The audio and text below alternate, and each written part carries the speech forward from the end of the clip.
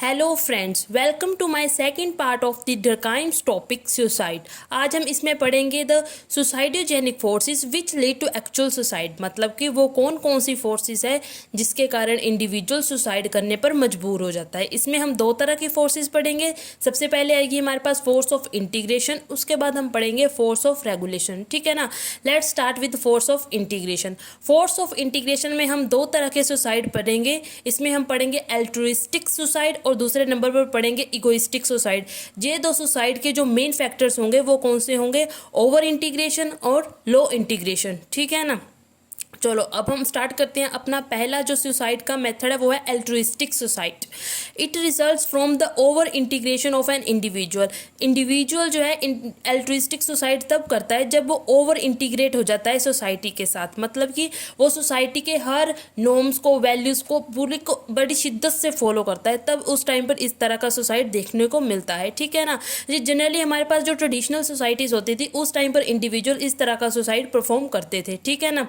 इस तरह का सुसाइड करते थे। ठीक है ना। It is the characteristic of the traditional society with high degree of mechanical solidarity. कहते क्योंकि वहाँ पर जो मैकेनिकल सॉलिडेरिटी थी ना वो बहुत ज़्यादा हाई डिग्री में थी, मतलब कि लोग नॉर्म्स एंड वैल्यूज़ को बहुत ज़्यादा तवज्जो देते थे उस टाइम पर। ठीक है ना।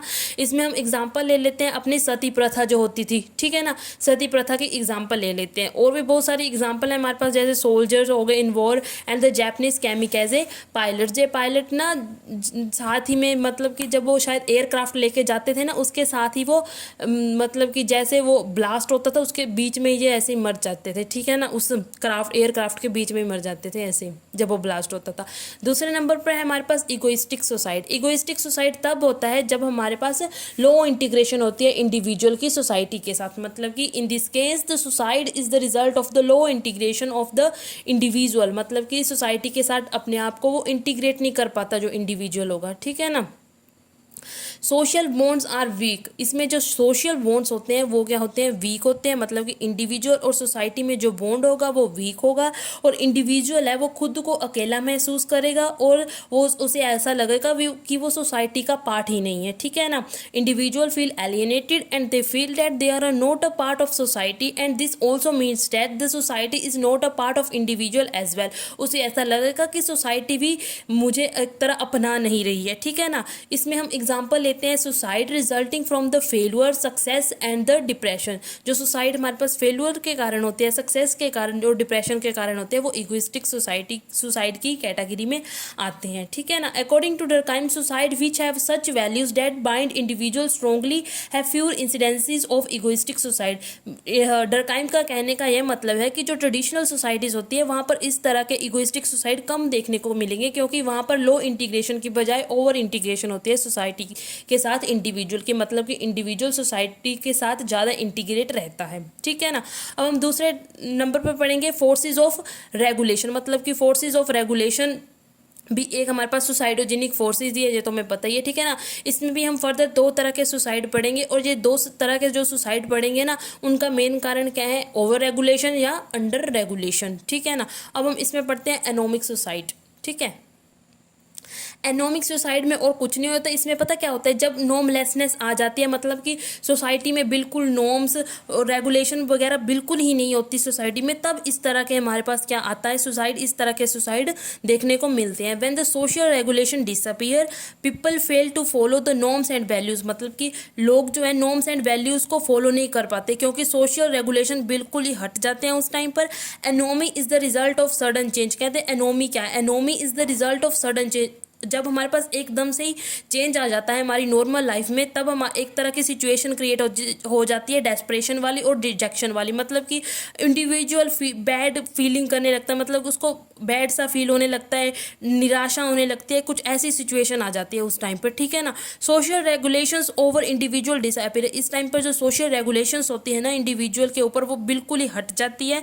हम इसकी एग्जांपल लेते हैं। जब हमारे पास इकोनॉमी बूम कर जाती है, जब इकोनॉमी बस्ट कर जाती है, मतलब इकोनॉमी तेजी से ऊपर जाती है या तो बिल्कुल ही तेजी से नीचे आती है, तब इंडिविजुअल की डिज़ायर क्या होती है? जब तक बूम करेगी तो इंडिविजुअल की डिज़ायर क्या हो जाएगी? लिमिटलेस। जब बस्ट करेगी तब वो ऐसे ही शौक में चला जाएगा। ठीक है ना। वो डिप्रेस्ड हो जाएगा, कन्फ्यूज्ड हो जाएगा। इस तरह से हमारे पास एनोमी वाली स्टेट उत्पन्न हो जाती है, leading to the state of anomie. And anomic suicide, इस तरह हमारे पास एनोमिक सुसाइड, इस तरह से हमारे पास एनोमिक सुसाइड की जो केसेस आते हैं इस तरह आते हैं, ठीक है ना। Anomic suicide is further classified as, anomic suicide को फर्दर क्लासीफाई किया गया है हमारे पास एक्यूट इकोनॉमिक में और एक क्रोनिक इकोनॉमिक में, ठीक है ना।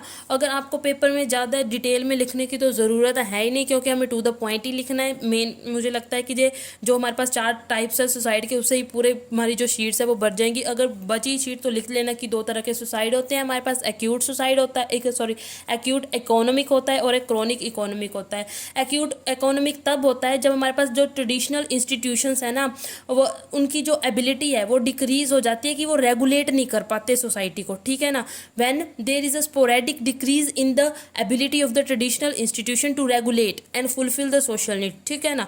दूसरे नंबर पर क्या है हमारे पास, क्रोनिक इकोनॉमिक। इसमें क्या है, जब there is an abolition of social regulation, मतलब कि सोशल रेगुलेशन पूरी तरह से हट जाते हैं और इसकी जगह कुछ नए रेगुलेशंस नहीं आ पाते, but failure to replace them with new one, then this type of we can this type of जो भी है हमारे पास, इसको कहते हैं हम क्रोनिक इकोनॉमिक, ठीक है ना। उसके बाद है हमारे पास fatalistic suicide.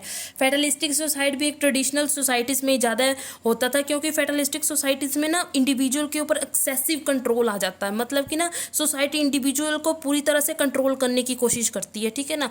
These are the result of excessive control of society over individual and act of over regulation. समझ आ गया, जब इंडिविजुअल जो है वो सोसाइटी से कंट्रोल होता है उस टाइम पर। Operation of individual leads to suffocation, अगर कोई इंडिविजुअल को ऑप्रेस्ड करेगा तो इसका ऑब्वियस सा मतलब है कि वो सफोकेशन फील करेगा, वो सफोकेट होगा एंड पावरलेसनेस होगी उसमें, ठीक है ना।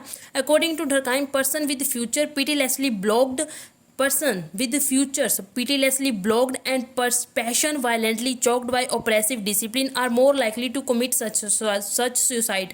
ये सुसाइड कौन करते हैं, जिन लोगों की जो आशाएं हैं, जो उनका जो मतलब एम है, उनको पूरी तरह से कंट्रोल में कर लेती है सोसाइटी। रूल्स की, सोसाइटी के कुछ ऐसे रूल्स होते हैं कि वो उनकी जो एम है उनको पूरा करने से रोकते हैं, ठीक है ना, वो भी वायलेंटली और पिटीलेसली, तब इस तरह का सुसाइड कमिट होते हैं, ठीक है ना। इसमें हम एग्जांपल ले लेते हैं, slaves who take his own life, जो स्लेव्स अपनी खुद की जान ले लेते हैं because of hopelessness associated with the oppressive regulations of every action of his, ठीक है ना। Such suicides are rare in modern society, ये भी मॉडर्न सोसाइटीज़ में कम होते हैं ये ट्रेडिशनल सोसाइटीज़, क्योंकि ट्रेडिशनल सोसाइटीज़ में नॉर्म्स एंड वैल्यूज़ को ज़्यादा तवज्जो दी जाती थी, इसलिए ये सुसाइड उस टाइम पर परफॉर्म होते, ठीक है।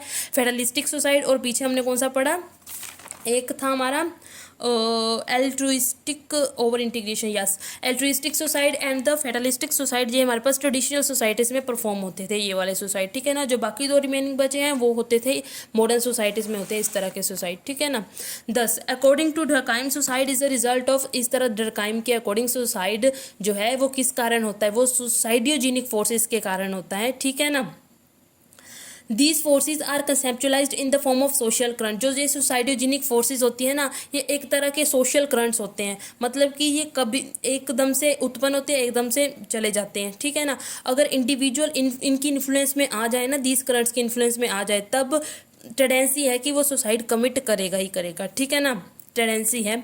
उसके बाद हम फाइनली डर्कहाइम ने स्वीकार किया, उसके बाद उन्होंने अब स्वीकार किया, yes there is some psychological factors भी है जिससे जो पर्सन है वो सुसाइड कमिट करता है, लेकिन कहाँ पर उसने इसको सेकेंडरी रखा, साइकोलॉजिकल फैक्टर्स कहता ओके होंगे, ठीक है ना, पर उसने इसको सेकेंडरी रखा। उसने कहा कि जो मेन कारण है सुसाइड करने का वो है social, suicidogenic forces, that is social है, the real cause of the suicide is social and also the particular rate is normal. और डर्कहाइम कहते हैं कि जो पर्टिकुलर रेट है सुसाइड का वो नॉर्मल है सोसाइटी में, and it highlight the problem of integration and regulation. अब एक पर्टिकुलर रेट नॉर्मल है सोसाइटी में, और एक तरह से ये हाईलाइट करता है कि प्रॉब्लम ऑफ इंटीग्रेशन और रेगुलेशन, मतलब कि इंडिविजुअल खुद को या तो इंटीग्रेट नहीं कर पाता, या ओवर इंटीग्रेट कर लेता है, या रेगुलेशन नहीं होती सोसाइटी के इंडिविजुअल के ऊपर, या ओवर रेगुलेशन हो जाती है, ठीक है ना। उसके बाद हमारे पास ये एक डायग्राम बना हुआ है नीचे, ठीक है ना, इसमें चारों तरह के सुसाइड लिखे हैं और बीच में एक ये वाली लाइन लगी हुई है, देखो ये वाली लाइन है, ये ना डिफ्रेंशिएट कर रही है कि ये जो इगोइस्टिक सुसाइड है और एनोमिक सुसाइड है, ये दोनों सुसाइड कहाँ पर परफॉर्म होते हैं, मॉडर्न सोसाइटीज़ में। और जो फेटलिस्टिक सुसाइड है और एल्ट्रुइस्टिक सुसाइड है, मतलब कि यहाँ पर हाई इंटीग्रेशन और हाई रेगुलेशन होती है, वो ट्रेडिशनल सोसाइटीज़ में इस तरह के सुसाइड कमिट होते थे, ठीक है ना। उसके बाद है क्रिटिसिज्म। क्रिटिसिज्म में हमारे पास तीन या चार क्रिटिसिज्म ही है हमारे पास, इसमें आए बहुत ज़्यादा नहीं है, इसमें बस यही लिखा है कि जो डाटा उसने यूज़ किया था वो क्वेश्चनेबल है। जेएम एलिंगसन ने अपनी जो डिस्कवरिंग सुसाइड बुक है उसमें लिखा था कि the quality of the statics use by Durkheim is questionable, ठीक है ना। और जो उसने डाटा यूज़ किया वो उसकी जो रिलायबिलिटी है वो बिल्कुल पुअर है, क्योंकि उसने अलग अलग जो पुलिस स्टेशन से लिया था, क्योंकि पुलिस स्टेशन में हर एक सुसाइड जो कमिट हुआ है वो तो रिपोर्ट नहीं हुआ होगा, ठीक है ना। कुछ ऐसे अटैम्प्ट होगा सुसाइड का वो भी नहीं रिपोर्ट हुआ होगा, और जो अनरिपोर्टेड सुसाइड हो गए वो तो रिपोर्ट कैसे ही होने थे, ठीक है ना। और उसमें और क्या क्रिटिसिज्म दिया गया है कि जो साइकोलॉजिकल फैक्टर्स है उसको बिल्कुल ही उसने इग्नोर ही एकदम से कर दिया, उसको सेकेंडरी रखा है और उसने सिर्फ सोशल फैक्टर्स पर ही ध्यान दिया है। ये हमारे पास थोड़े से क्रिटिसिज्म है सुसाइड के, ठीक है ना। और इस तरह से हमारा जो टॉपिक है सुसाइड वाला वो इस तरह से समाप्त होता है। अब हम अगली वीडियो में करेंगे इसका अगला topic religion and Protestant ethics वाला, ठीक है ना। अब मिलते हैं अपनी नेक्स्ट वीडियो में। Thank you, have a nice day, like, subscribe and share.